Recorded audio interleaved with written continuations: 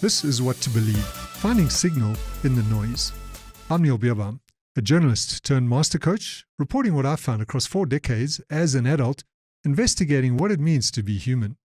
What I found is a flaw in the human operating system, one that makes it hard for us to face the truth about ourselves, and that leaves us believing things about ourselves and the world that are false. So you'll find a strange comfort here, the comfort of knowing how little is really true, how little of it really matters, and what to do with the reality that remains. Let's begin. In this pilot episode, I'm going to touch on a few themes that I'll touch on in each episode as we deepen the exploration. And those will include my own personal journey, where I started and where I am now, the methods and approaches I learned and tested, and what I found that works and why. And I'll always show you how you can apply this in your own life. I believe my superpower is in creating models and frameworks from what I've learned. And when it's relevant and possible, I'll show you how I think the topic at hand can make a difference for the world as a whole. A world that I think you'll agree is in chaos right now. And my mission with all this is to raise our collective level of self-mastery to match our mastery of science and tech. And what to believe is a part of that mission. So let me start by telling you a bit about myself. I guess my story started at age 7 when I heard the story of Solomon and how he chose the path of wisdom over power and riches. Somehow that made a deep impression on me that was the right way to live, and so I chose that as a path. Maybe I was secretly after the 300 wives and all the gold and the power that came with it, but I'm still on the journey 50-odd years later, so I think it was an authentic choice. The wives and riches haven't come yet, just to be clear. At age 17 then, I had an insight that if there was a truth to be lived, it should have been directly accessible and available to all people at all times. In other words, it couldn't be reliant on some philosopher in 1960 coming up with an idea and everybody after that suddenly had access to enlightenment that was not available before. Or neuroscience comes up in the 1990s or 2000s and suddenly everybody after that has the information they need. So obviously those things add value, but there must have been some foundation. And so my search in the background while I was living my normal life became to find that thing. And I did eventually find it, but only in my late 30s into my 40s. And when I say normal life, it wasn't that normal. I had quite an adventurous life and found my way into journalism, where I spent 10 years traveling around, meeting lots of celebrities, famous people, living the glamorous high life, which must have looked fairly on the surface superficial, but underneath it I had this constant search going on, looking for meaning in the real world, not in the science lab or in the monastery. Nothing wrong with those things, but I wanted to find it in the real world where life was lived every day by ordinary people. And when I didn't really find the depth of what I was looking for there, I continued my search and found my way into coaching, a particular method of coaching, ontological coaching, and other practices like Vipassana meditation. And since then, I've spent 20 plus years practicing that professionally and testing what's true that really makes a difference in people's lives in terms of both achieving financial, material, career success, but also not losing the meaning and the purpose, and also particularly important for today's world, the presence and peacefulness that comes with that. So maintaining a perspective on life and not getting lost in the doing that we all tend to get absorbed in. And have brought my journalistic skills back in through the books that I've written, the courses that I've developed, and this podcast ultimately. And what I found along the way was this powerful foundation for seeing clearly what's real and what matters, that's my phrasing, based on being able to see the ego mechanisms at work in a direct and immediate way that gives you power over them. It's not that easy a concept to share or train. Traditionally, it was always trained in what was called large group awareness training. So you get people into a room for 4 days, seal them in almost, and the trainers would be very confrontational to help them to not escape the heat of being exposed to that flaw in the human operating system that doesn't want to see the truth about itself. So there was a very particular process designed to expose that. That's what I want to share here as someone who's applied it in my own life, tested it, and found it to be real and effective. And the irony that I've found throughout my journey is that because this is so hard to train and it can only be done in those contexts, what I've discovered is that the most valuable thing that I have is the hardest thing to teach. It's the hardest thing to put out there. It's often something that you can't just land in an individual coaching session or even a coaching process because the context just isn't set up for that. And so I've been sitting on what I believe is this goldmine of valuable information and process. And I've recognized that there's a possibility of bringing it into a context like this, the podcast environment, where through repeated exposure, approaching it from multiple different angles, using hundreds of different examples, I can eventually, through repeated exposure, help people to see it in their own lives, where they will then apply it for themselves and see the benefits of that. And the reason for the difficulty is because of this flaw in the human operating system, where we tend to not want to see the absolute truth about ourselves, not be confronted about things. We end up taking things personally. Kind of like if I was talking about your elbow, let's just use this example. I like to use this example. If I give you information about your elbow while you're exercising, say, oh, your elbow looks a little weak, maybe there's a problem with a tendon, maybe you could try this. You might take it as mansplaining, but you might also appreciate it, and then you might try it, but certainly you'll take it as information. But now if I had to talk to your elbow about itself, and your elbow was like us as human beings with an ego, what would that elbow do? It would defend itself. It was like, how dare you say that about me? I am not like this. That would be the elbow's response. And that's like how we are when we talk to ourselves or when somebody talks to us about our personality. If you had to take personality as a thing and you had to break it down, you could actually say that every personality trait is on a dimension. And in fact, many personality assessments do this. You can have patient to impatient, passionate to resigned, or whatever the traits happen to be. You could put them on a continuum, and every person would be somewhere on that continuum for every one of those traits. And then you could add them up and you could say, this describes this person. That's really how a lot of personality assessments work. And you'd probably find on each of those traits, there's like a normal distribution. People, as much as there's people on the extreme here, there'll be, and I often think of it like that. Every time there's a person with that behavior, well, they just contrast it with someone who's got the opposite behavior to that extreme, and it's on a normal distribution curve as well, with most people in the middle. So if somebody says to you, you're impatient, what they're really telling you is out of the 1,000 of personality dimensions, on this one, you're over there instead of over here. That's just information. The same as it would be information about your elbow. But we don't treat it like that. We treat it like it has some special meaning. What are they saying about me? What does this mean about me? Why? Because we compare it to a deeper layer of identity, which is how we like to see ourselves as good and as right and as perfect and as all of these things.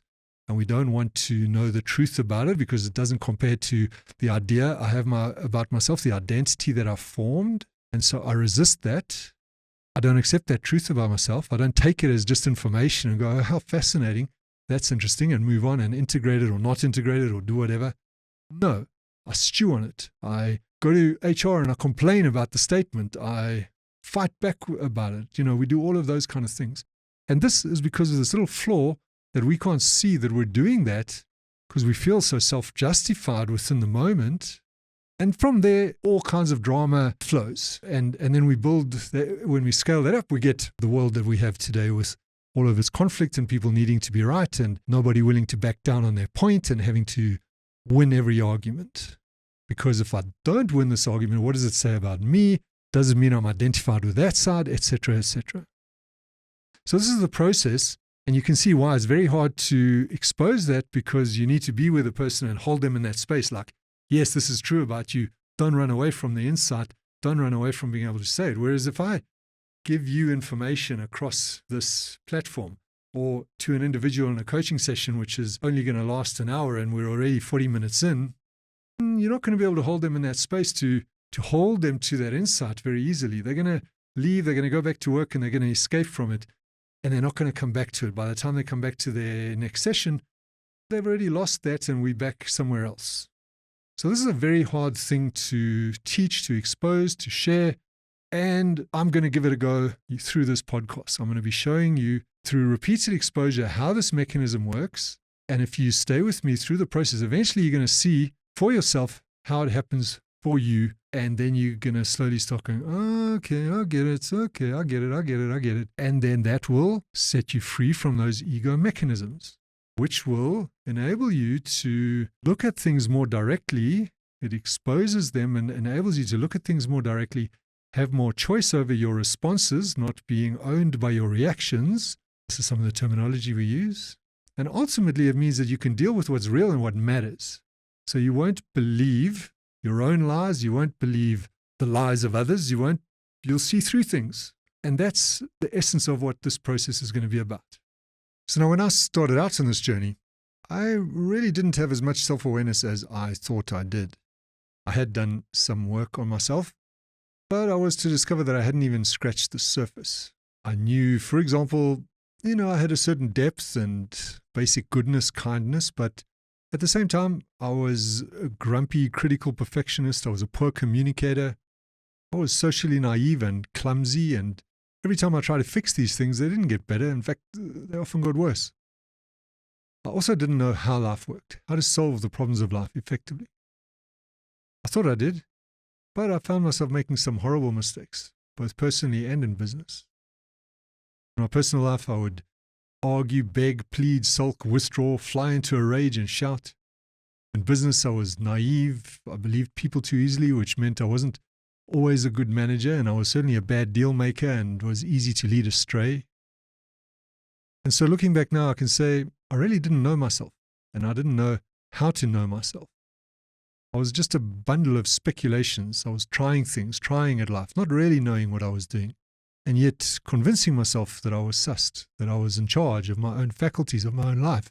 And just to illustrate, by way of example, when I just tried out various coaching methodologies and I wanted to sign up for this one particular one, and they had an introduction level, and then the coaching began, the real coach training began at level 2. And I kind of called the guy who was the founder, originator of the program, and kind of said, well, I've done so much work on myself. Can't I just skip level 1 and go straight to level 2? And he kind of nodded and said, yeah, maybe just, try level 1 first and see. There's probably some things that you don't know and that might benefit you. And sure enough, I went and I discovered just how little I knew about anything at all. And that was really the start of the journey for me. And I continued. I completed the coach training. I signed on as a trainer, completed the train the trainer program, became a trainer, spent about 4.5 years in that, done about 2,500 hours of training people in the methodology. And there's that saying that you only really learn something when you teach it. Well, that's 100% true. Then I went out into the world, professional practice, and applied what I had learned and pressure tested it in all kinds of scenarios in my own life and with my clients, both personal life coaching clients as well as in the executive and leadership space. But I don't want to sound like some religious zealot, like when I found God, I found all of these answers. You know how that goes. So how do I not do that? Well, rather than explain, let me demonstrate. And to do that, let me show you an example that illustrates where I was when I started and what I learned and how I applied it, how that helped me. And then I'll show you how you can apply it and how it's relevant for today's chaotic world. So when I was younger, my first marriage, young kid, I would get upset if things were out of place in the house. And this came from the way I was brought up. I mean, just to give you an illustration, when I was even younger, when I was at university, staying in a commune, guys would find me sleepwalking at night, sorting out and tidying up the house. So that's how bad it was in me. Now, later on, I'm married, I've got a kid, and I was terrible with that. And I couldn't handle things being out of place. And when it wasn't, I would react. And if I didn't get the response that I wanted, I would really explode. And I really couldn't understand how people could not see it the same way, how they could see it differently, how these things couldn't matter to them. And I just couldn't let it go either. It would take me days to unwind. So obviously everybody was on edge. I remember my son once saying to me, Dad, when you walk in the room, I get tense and I don't even know what I've done wrong. Out of the mouths of babes, right? So contrast with how that is now, I'm in my second marriage, I still notice everything. We're much more aligned, so, we have similar preferences, but there are children, adult children, animals, and, differences. And the difference is that now I can discern between what matters and what doesn't. And I'll ask for what I want done, and I'll accept the answer that I get instantly. And if there are things that others won't do or don't want to do, then I'll do them myself because I'm the one who wants them done. And I don't see that as a loss. I just see it as a thing. It's a no thing. It's not an issue. And this doesn't mean I'm a vegetable.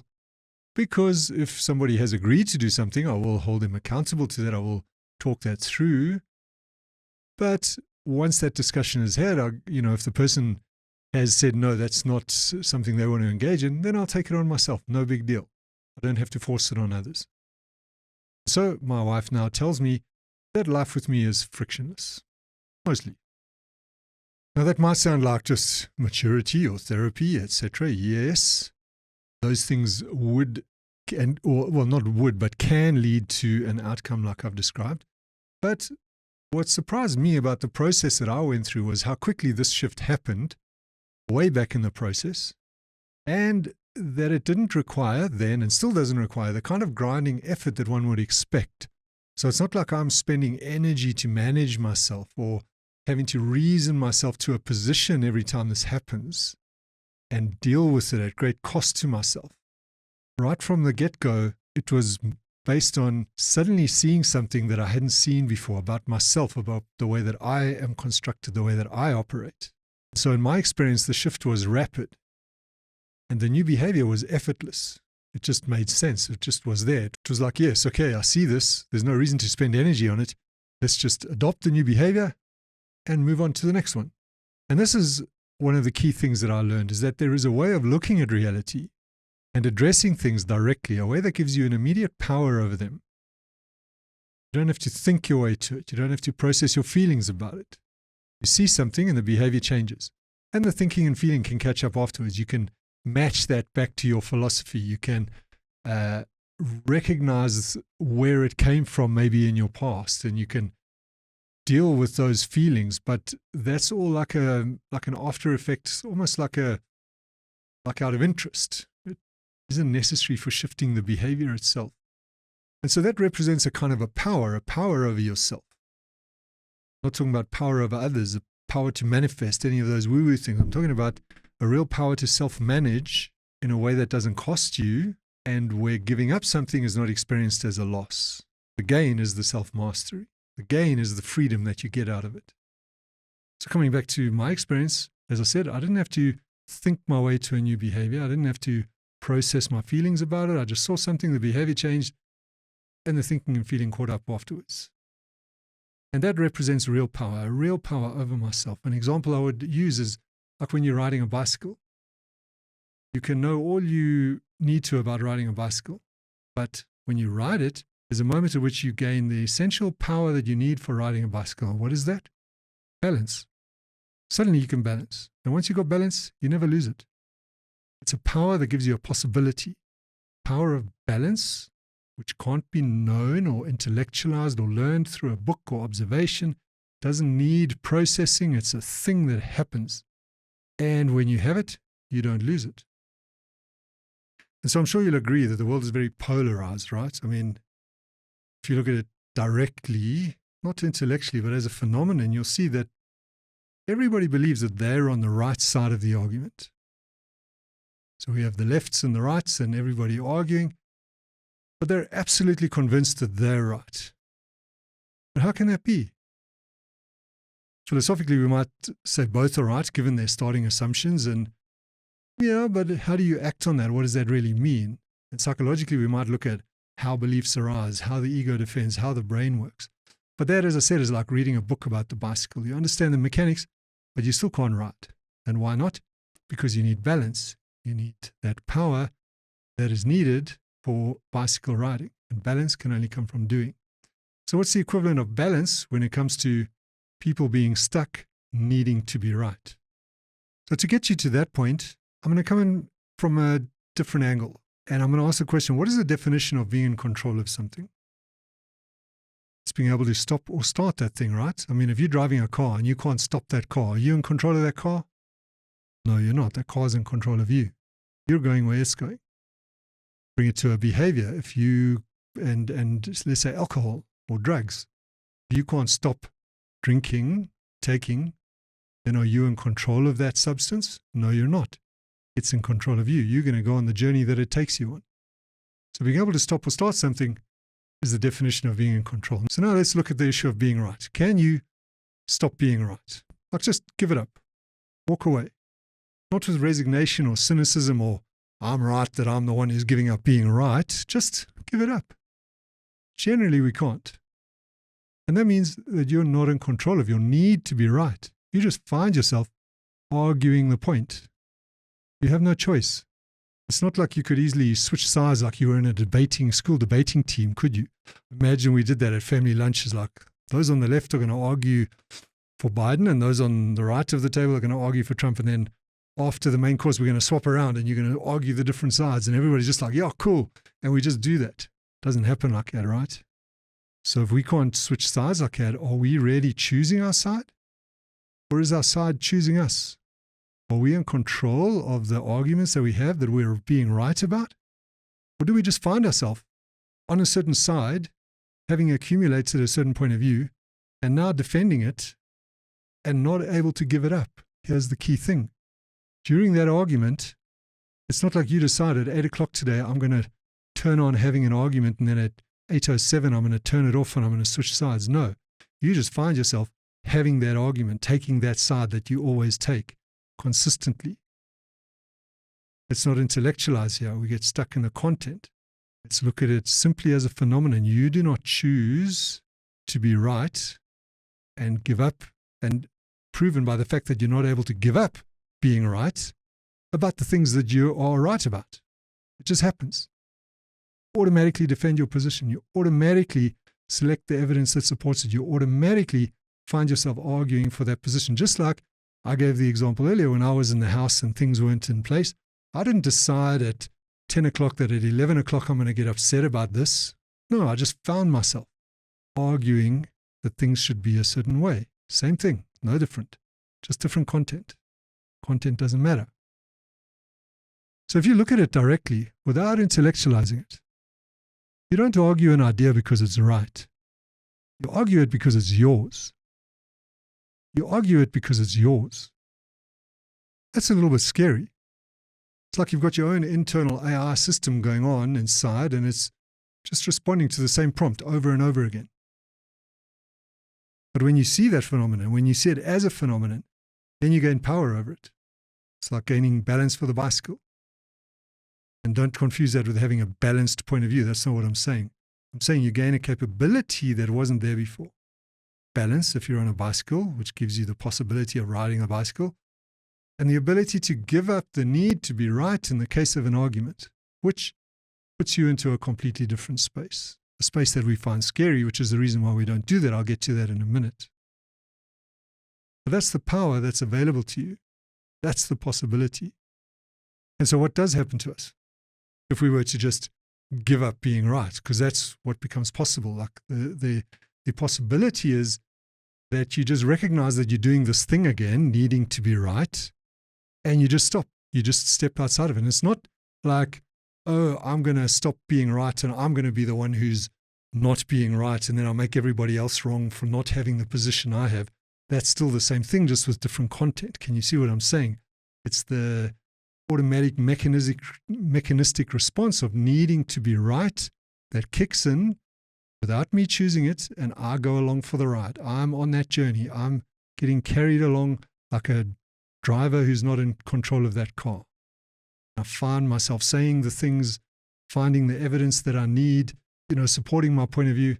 And is the other person moved at all? No, they're just doing the same thing. They're doing exactly the same thing with their content, their evidence. You're both needing to be right. Can you see that? It's like really just see it. So when we catch ourselves doing that, we can just step outside of it. Just stop doing it. Again, as I said, not in a I'm so good kind of a way, or I'm special, or identifying with that, because that's really what stops us in the first place. Why don't we want to do that? Well, if I give up being right, what does that mean? Does that mean I'm wrong? Does that mean you're right? But what about all the stuff I believe about myself, my identity, my sense of identity? Does that mean I just have to give it up? That's what we're really holding on to. And I say we don't defend an idea because it's right. We defend it because it's yours. It's because it fits with your identity, what you believe about yourself, how you present yourself in the world, what it means for you. And so holding that point of view means all of this. And therefore, in the current climate, you feel like you have to assert that to show who you are. And it's the sense of identity that holds us, that keeps us doing it. And when you give up being right, the need to be right, and you just step outside of that space, you feel like you're falling. It's like your whole identity. What's going to happen? What does it say about me? We desperately want to fill that space. Well, you don't have to fill that space. Something will come into that space. At first, what will happen is your identity does fill that space. It's kind of like when you get out of the bath. Sorry, it's a weird analogy, but when you get out of the bath, when you're in the bath, you displace the water, right? So there's where your body is, there's no water. But when you get out of the bath, the water doesn't like sort of hold a space where your body was and say, oh, well, I'll just wait here for you until you come back, or just hold that space open. It just closes up instantly. Our identity is like that. So our identity makes room for the argument and gets all like fluffed up. And yes, I'm this person and I'm right and I'm giving you the argument and and I'm proving what kind of a person I am and what I believe and what I stand for. And I'm feeding my own sense of self and my own identity that I'm right and good and all of these things. And then if we just give that up, ego doesn't just stand there and go, oh, how fascinating. I'll just wait for you to decide what you want to do next. No. Ego closes in and says, how dare you? How can you? What does it say about you? And it floods in with all sorts of thoughts and doubts and questions and kind of like that water closing up again. And that's what prevents us from being able to give up being right, because it's not about whether the idea is actually true or not. It's because it's ours. But I don't want you to intellectualize that. I don't want you to philosophize about it. I don't want you to get into an intellectual or psychological or neuroscience or whatever discussion about it. Just the phenomenon. The phenomenon of needing to be right is all you need to see. I need to see that I'm doing it. I need to recognize what it is. And I need to be able to just step outside of it. It's like I catch myself in a bad neighborhood. And what do? Find the first exit out of there. Or I'm going on the wrong way of the highway. What do? Take the first exit off that highway. When you see yourself stuck in the need to be right, just take the first exit off the highway and don't make it mean anything. Even if your identity comes and says, this means that you're agreeing with them or letting them be right or letting them get away. And if you do that, then where's the world going to end up? Just let go of all those ideas and just see what comes up in that space. And what might come up in that space is nobody's right, or we're missing the point. Or on that one, there's a story I like to think of as, if I look at the way people argue today online and around conspiracies and, whether this is true or that, I often think if Isaac Newton was around today and he discovered gravity and he wrote his principles of physics and the laws of physics of motion, and he came out with it and he said, and his spiel was, oh, this apple fell on my head and I had this aha, and then I wrote these, and here it is. Here's like the laws of science, of physics. With today's mindset, we'd argue about whether the apple really fell on his head. And those who are arguing that it didn't would be saying, well, then gravity doesn't exist, it's not true, and the laws of physics are not true, and just reject the whole thing. That's the level at which we argue today. And then we need to be right about that. But when you can give up being right about the apple, suddenly you see the gravity, you see the laws of physics, you look, let's do the maths, let's do the actual maths. New stuff opens up in that space, the possibility of working together, of dealing with what's real and what matters.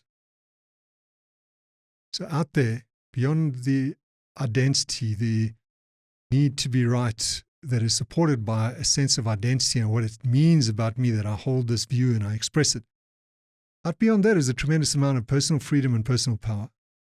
And when you see it and you're able to act on it, can you see what I was saying earlier? It becomes effortless. I don't have to find the reason or the argument that helps me to back out of the fight. I don't have to analyze what it means. I don't have to do any of that stuff. All I have to do is recognize that this mechanism of the ego is active right now. My identity is supporting it. And it's like a switch. You just turn it off. You just step outside of it. It's not real. It doesn't matter. It doesn't mean all those things that I say it means.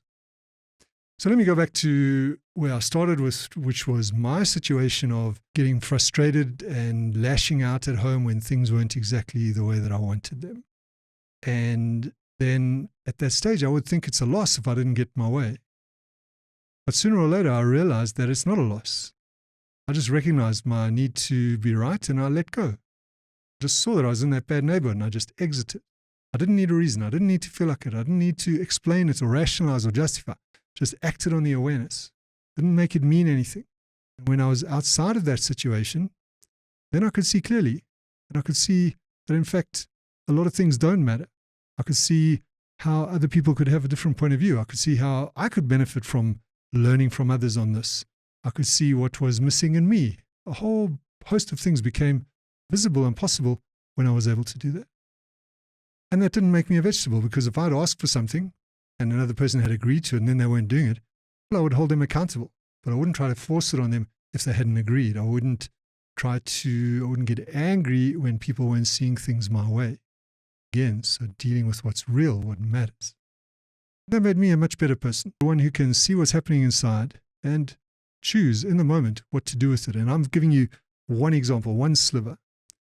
And if you take that and you multiply it into different areas of your life and things that you're able to do constantly all day, that makes you a completely different person. And as I said, you don't have to go through a deep process of an analysis to get there. You don't have to, it's just have the awareness, shift the behavior. And then later on, the awarenesses can come. Oh, that's why I used to do that thing, because of this or because of that. But that comes more as a point of interest rather than the key thing that is needed in order to make the shift. And so the process I'm describing here might be a little bit difficult to actually nail down. And of course, you're on your own and it's very difficult for you to go into that space and like, well, what's going to fill the space of my identity if I'm not doing this?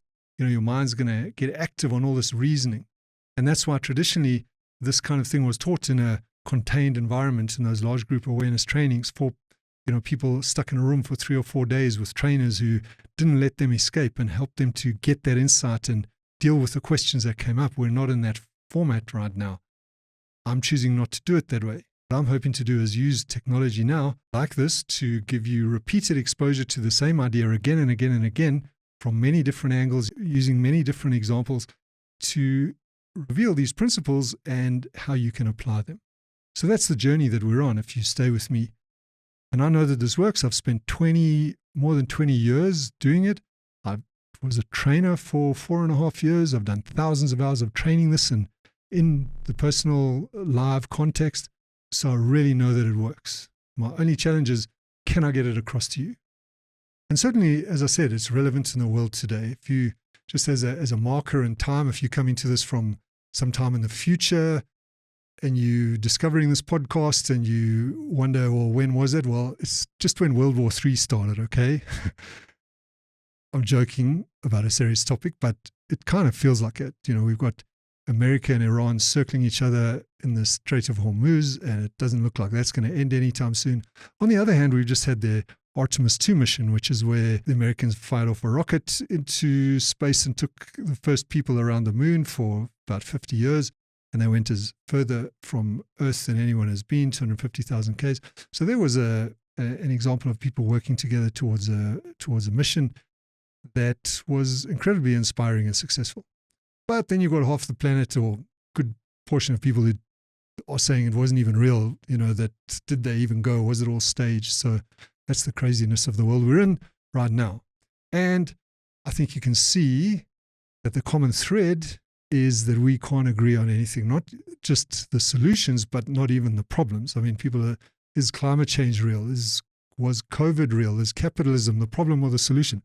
We can't agree on anything. We certainly can't seem to agree to work together, which is all it would take, by the way, the agreement to actually just work together, to give up the need to be right and see what comes up in that space.